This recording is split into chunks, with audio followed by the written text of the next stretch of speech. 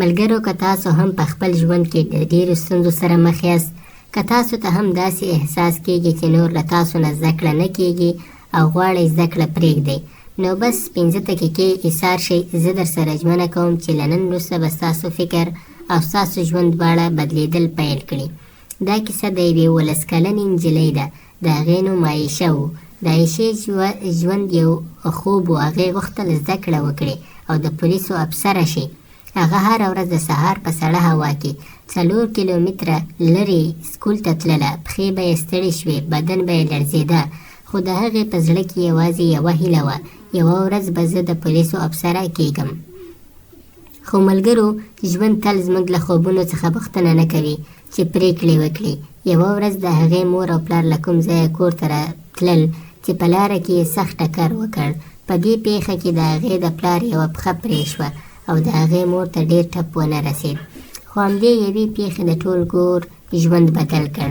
اوس د هغې پلار نور د کار کولو وړ نه و. د کور ټول مسؤلیت د هغې په مور راغی. د هغې مور کور په کور کار کول پیل کړل تر څو د کور لګښت پر مخ یوسي او خپل ژوند روان وساتي. خو د بېوزلۍ سختي دلته هم ونه درېده. یوه ورځ د هغې مور په دروند زړه عایشې ته وویل: عایشه، اوس ستا واده ټاکل شوی دی. په څو ورځو کې به ستا واده وشي. دا خبره چې عایشې واورېده، مخ یې بیخي خفه شو. هغې زړه بشپړ مات شو. هغې ته داسې احساس وشو لکه د هغې ټول خوبونه او ټولې هڅې په یوه شېبه کې پای ته ورسېدې. د هغې مور دا هر څه درک کول. هغه پوهېده چې عایشه خفه سوه، خو مور یې فکر وکړ چې زما سره بله لاره نشته ده. هغې مور په ډک غږ وویل: وګوره عایشې، اوس ستا پلار کار نشي کولی. زه په ښه سختۍ سره د کور لګښت برابروم. اوس زه ستا د ښوونځي فیس ورکړم، که کور ته ډوډۍ پیدا کړم.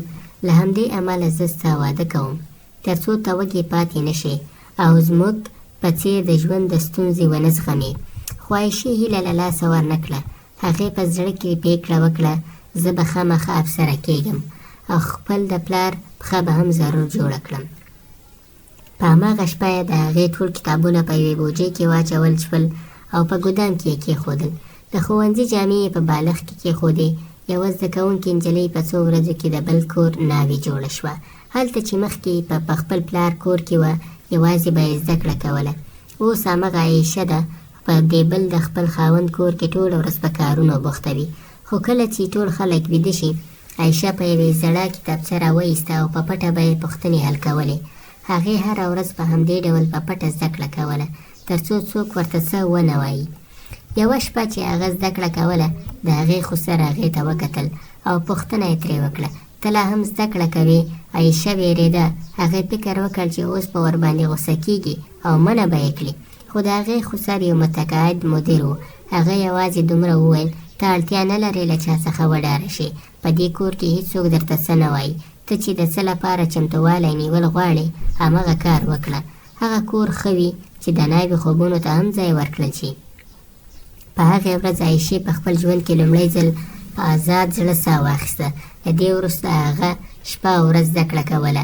کله به چې ورته لږ څه وخت پیدا شو، بس کتاب به یې راواخیست. بیا یوه ورځ د پولیسو دندې اعلان شوې. عایشې فورم ډک کړ او په پوره زړه سره یې زده کړه پیل کړه. 6 میاشتې وروسته هغې امتحان ورکړ او بیا هغه ورځ هم راغله چې هر کاندید یې انتظار کولو.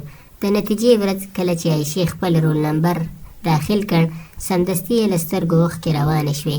د هغې خسر وویل: څه وشول لورې؟ انتخاب شوې نه یې؟ پرېږده، هېڅ خبره نه ده، بل ځل به وشي.